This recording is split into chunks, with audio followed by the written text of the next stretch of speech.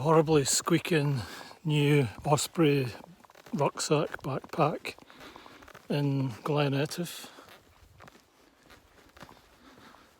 So what I was trying to do today was a little trip of walking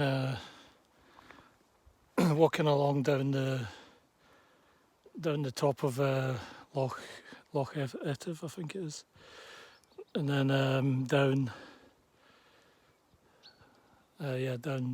that way. Anyway, walk down by the loch side and then turn into one of the glens, walk along there and then camp for the night. But everything's kind of went a bit Pete Tong, as the saying goes. I took the wrong road. I went on the Oban Road and I had to double back and go along the Fort William Road and turn into Glen Etive, which, wasted like an hour. Then I dropped my car off at the bottom, the lochhead. Then I spent between an hour and a half and 2 hours going up beside the river trying to cross it, and that was just impossible.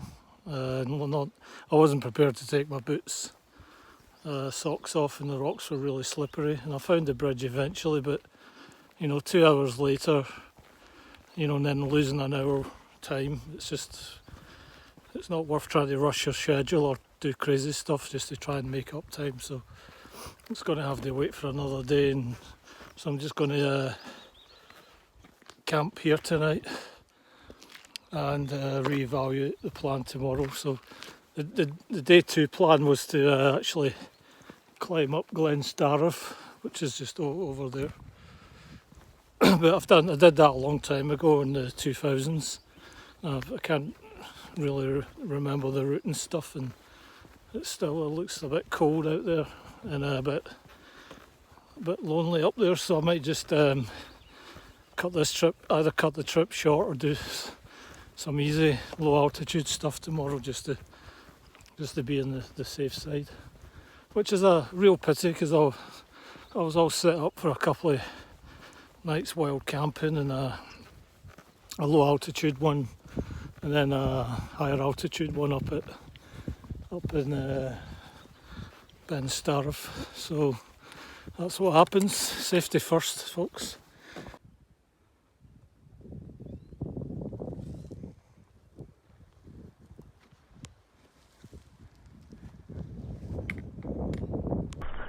Absolutely lovely little place.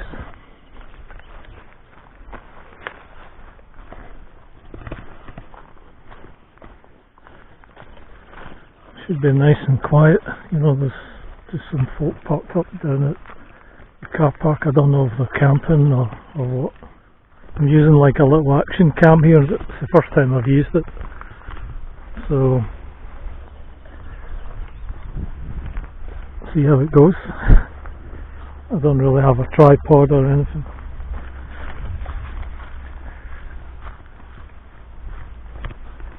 And this is the site here.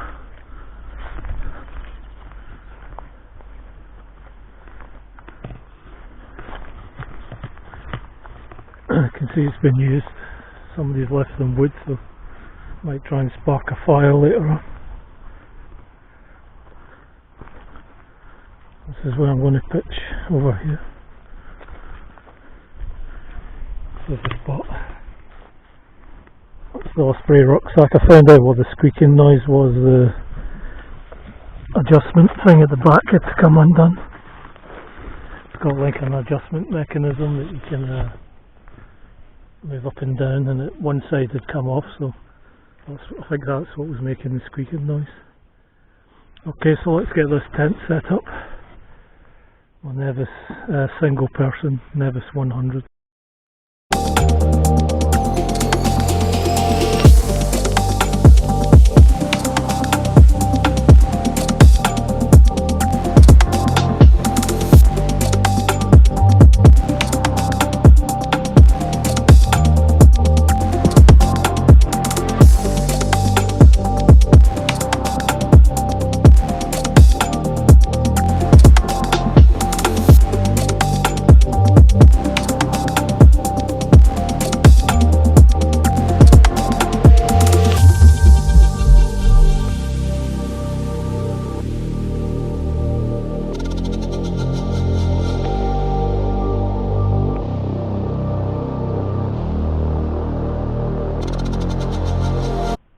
One thing to do when you're camping is to try and keep all your stuff logically somehow together. So this dry bag here, this is the sleep system stuff. So it starts with once I've set everything up, it's got the tent bag, the pump sack, the air mattress bag, and then if anything else, so it's all in there, you know where it is. This bag here is this dry bag is clothes. Yep, trust me, it's clothes in there. And this bag here is meals and food. So it's a good way. And this little bag here is like you know, an antihistamine, ibuprofen, first aid kit, toothbrush, etc. You know, some all-purpose detergent. So keep it all in a bag there. And this is like the stove, so it keeps it all together, and it makes it manageable and more saner, so as you know where everything is. There's one final bag over here, which is, you know, all the other stuff. Oh, there's a first aid kit in there, you know, knife, light, head torch, safety matches, etc. So there you go, that's a tip, makes it more manageable, stops you going mad trying to find stuff. Yeah, another piece of kit that I got was this little dinky little camping chair. I think the idea is that, you know, you might you can carry it, you know, if you're hiking. But I think if, you know, you've probably got enough stuff. So maybe if there's, you know, maybe if you don't have too much equipment. But it is really quite compact, and I'm actually quite a heavier sort of stockier kind of guy, you know, like 15 stone, so 5'10", so it's me sitting in it, it feels pretty kind of lightweight, small. It's maybe alright if you're maybe half my weight. I think for the bigger guys, you can see how easy it is quickly to like assemble. It's put together.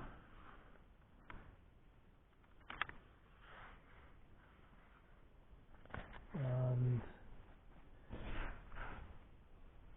I think it sits like that. Probably think I've done that wrong way around. Anyway, it will go like that, and then, you know, these are just slot on top of it. So let me assemble it, and then we'll have a look at how it looks when it's finished. So there you go, that's the chair assembled. You can do it really quickly, and it is really quite small, but hey ho, you know, gives you something to park your derriere on. You know, if you want something easily portable, you want a little seat. I think it was about maybe 20 quid again. Well, I bought it online, so pretty useful little bit of kit. Well, spring is definitely here. In fact, it's almost the end of spring. We're into May, we're into the last month of spring. You can see these silver birch trees up above. They've all grown their leaves really quickly. That's an unusual thing, all of a sudden being back in, you know, in amongst a forest of deciduous trees with the leaves. You know, the colours up here in the Highlands are really amazing. As you can see, all the greens, purples, mauve, the yellow of the gorse, the heather, the mist. It really is a beautiful place. Get outdoors, folks. Go and enjoy it. It's there waiting for you. It's on your doorstep.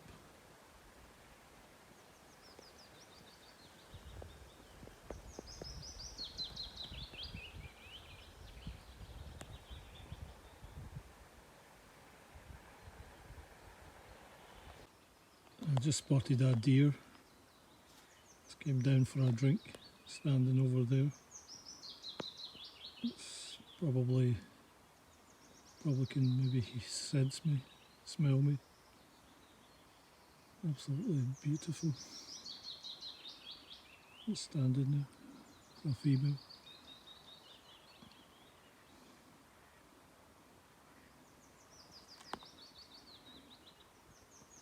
And there she is, just over there. This was this is earlier on when I tried to cross the river. The tide has now came in, but earlier on I was able to walk across there. You can see the mountains in the background. There's still snow up there, so it's cold up there, obviously. So you can see all the gorse, which is just horrible. You can't walk through that stuff because it's all spiky.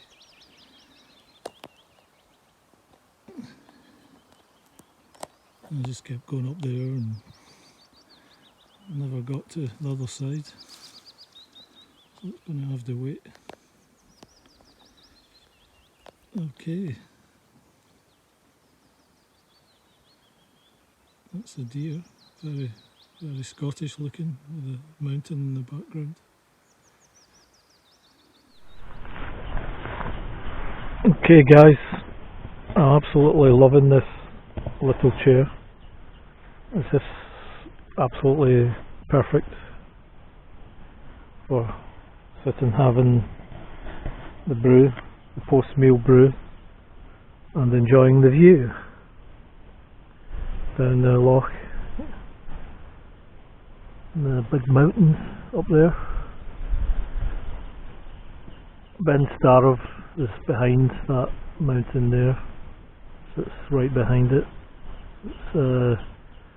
It's rather scary looking actually, you know, so I'll have to wait maybe for another day, but you know, like I said, I've done it before, you know, in the 2000s, myself and my mate Ray, and you know, we were just kind of relatively keen and inexperienced as well, I guess, and we just kind of used our instinct, you know, followed routes, trails, you know, saw the best way up, you know. So it's a good way to learn. You know, you realise there's not always going to be a trail path there that you can follow. Yeah, now there's tons of stuff online and guidebooks and everything, but sometimes, you know, when you're young, I guess you're keen, you just want to get to the top any which way you can, and fast as you can.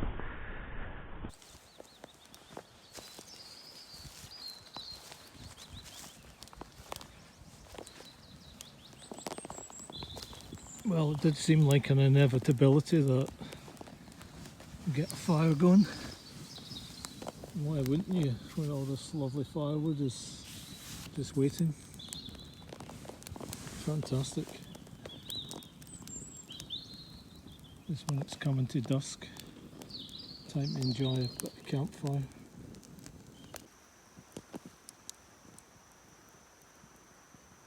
Well, it's that time of night when it's getting dark.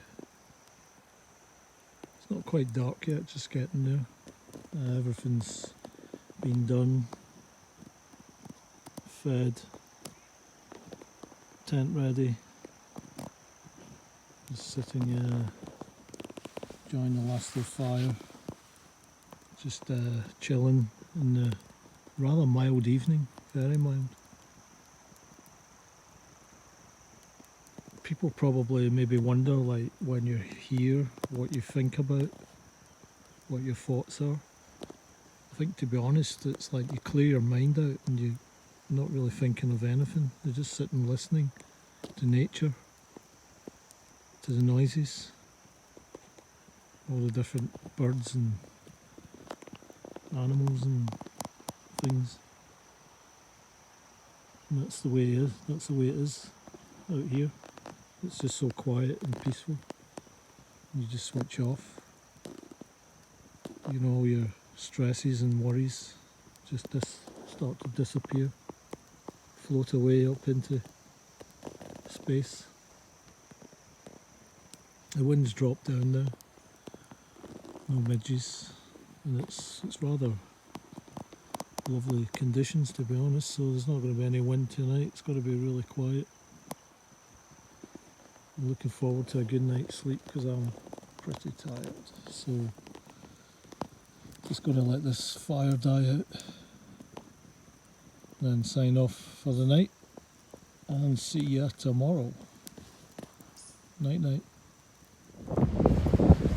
Howdy folks, day 2 of the hiking adventure. Quick update where I am. I'm going up the hidden valley, Glen Coe. So it's plan B, really, doing low altitude due to the plans Scupper just studied. So I've never done this route before and it's really interesting. Quite varied terrain actually, a lot of a bit of scrambling. Lots of other people out enjoying it. It's quite gusty today, quite windy, so probably glad I'm not up in the high tops up there. Don't think the weather forecast is to be too good. Very, very windy up there, chilly. So it's good to be down in the lower altitudes. So this is day 2, this is a hidden valley. It is a bit chilly. So I'm going to press on and get to see what it looks like at the end. See you then.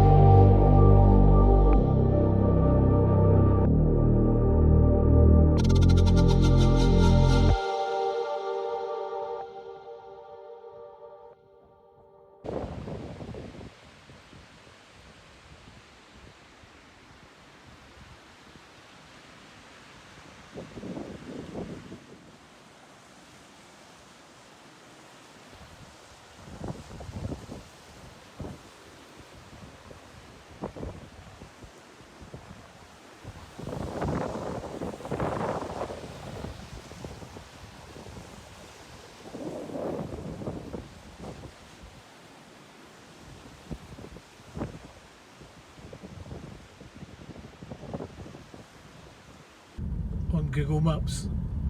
This is titled the James Bond Road. It was in the James Bond film Skyfall. So the result seems to be that it's a lot busier with like cars, tourists. I first came down here in the 2000s and there was no one here. It was empty, really deserted, but now it's just ridiculous. There's all these camper vans, and so here's one coming now.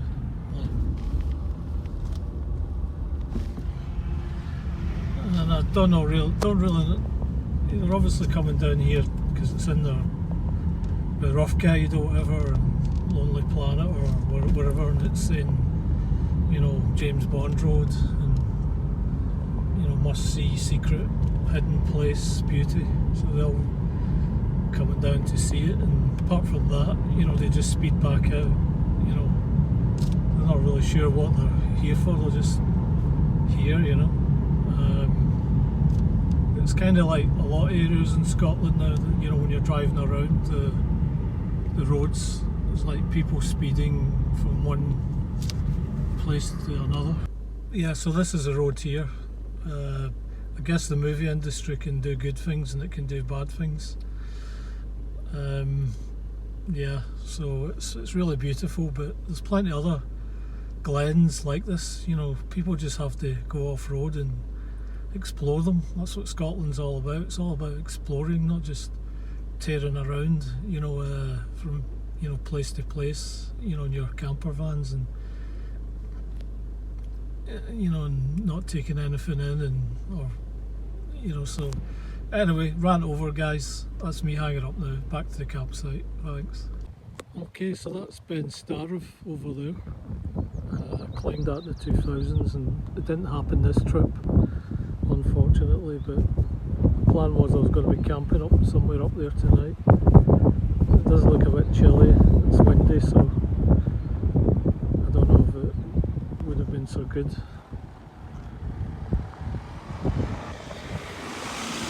There's another person that's doing the James Bond Road. They're going to be disappointed when they get to the end of the road and there's no James Bond Visitor Centre.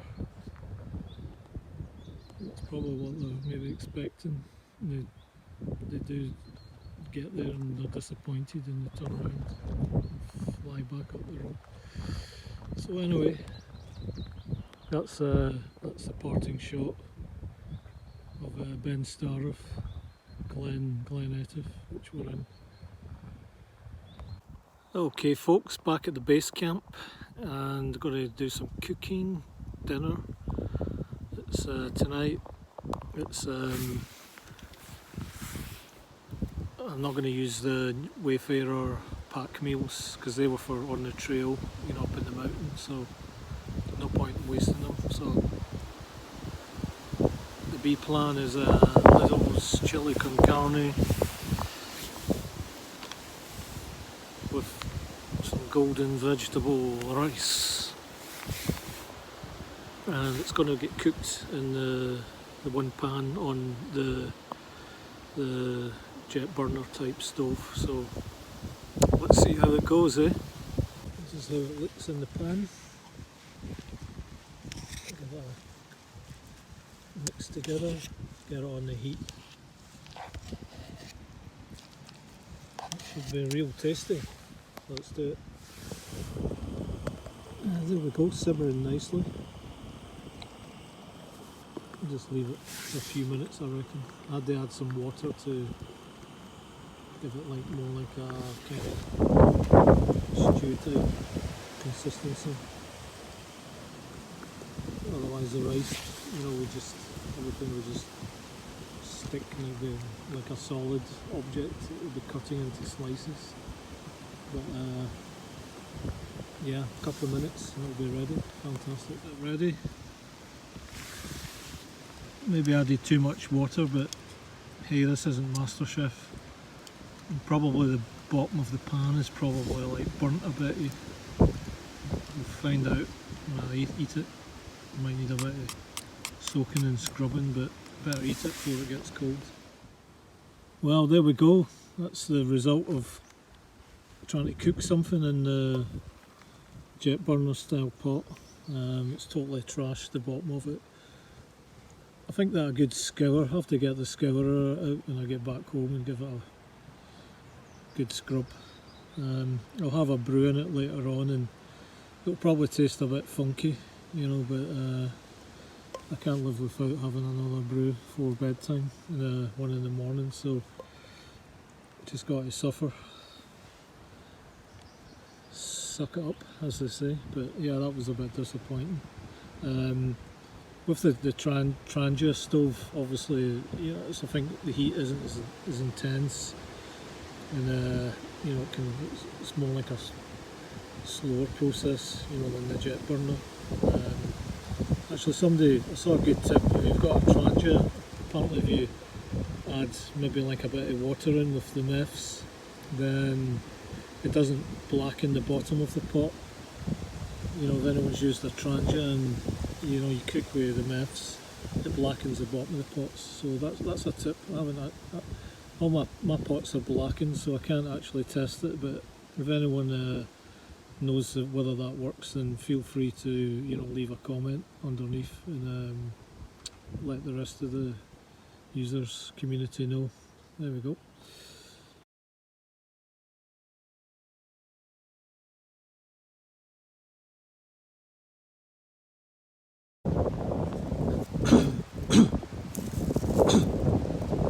Okay guys, here's another little piece of tech that I got here. It's made by Sea to Summit. I think it's maybe possibly the world's smallest portable clothesline, because it fits in this little tiny bag here. And as you can see how it's set up, it's got like a couple of clips either side.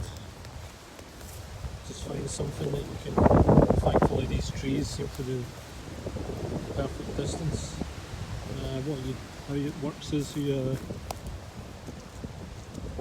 stick a piece of the clothing and catch it, like these pair of socks, in between the two beads, and then just pull them tight,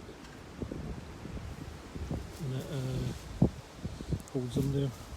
So you can get like 1, 2, 3, 4, 5. It looks like you can get 6 things on the line at once. I had my gear drying earlier on and it was really quite windy and it worked perfect. It was dry in no time. So really cheap as well, maybe 4 or 5 quid or something. Great essential piece of kit just for your travelling light, take anywhere. No pegs or anything like that. So that was another little addition for the rucksack. The star of the show has definitely been this little chair here. Absolutely top notch, brilliant. Ultra portable, fold up, very comfortable.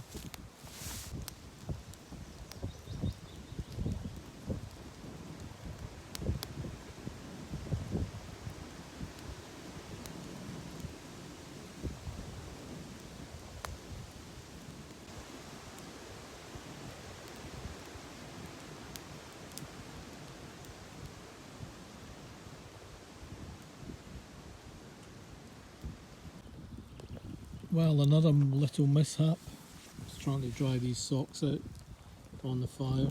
Well, not on the fire, next to the fire. You know, and then I noticed they were starting to smoke. I pulled them off to see how dry they were getting. And I noticed that they're actually burning. These aren't like, you know, good quality walking socks or anything. These were like my B backup pair that I brought, because I actually forgot my main pair, so I've been using my backup, but I kind of wanted them dry just to double up, you know, tonight.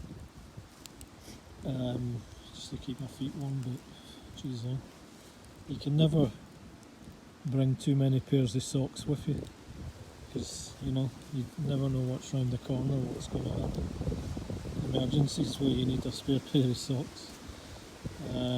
It reminds me when I was growing up, and we used to have a coal fire in the living room, and my mum used to put some wet washing to dry, and it used to start steaming, and it never used to catch fire, obviously.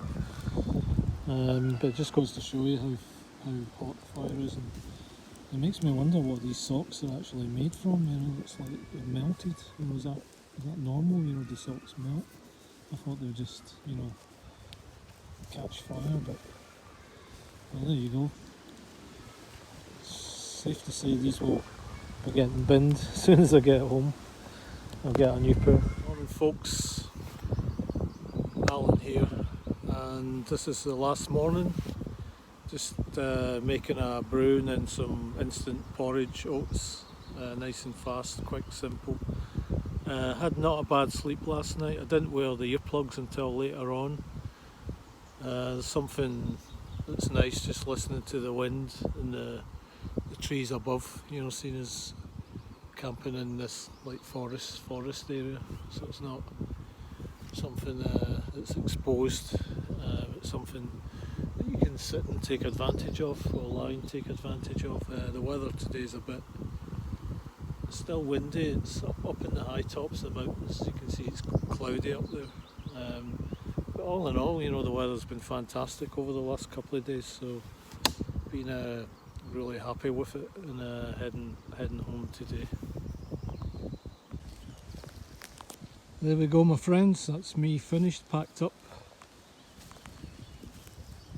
Rule of the countryside, country code: always leave the place exactly as you found it, nice and clean, no trace of you ever been there, so the next people that come along can experience it in the same way.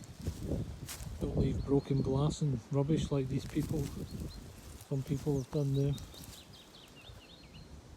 Not very nice, obviously.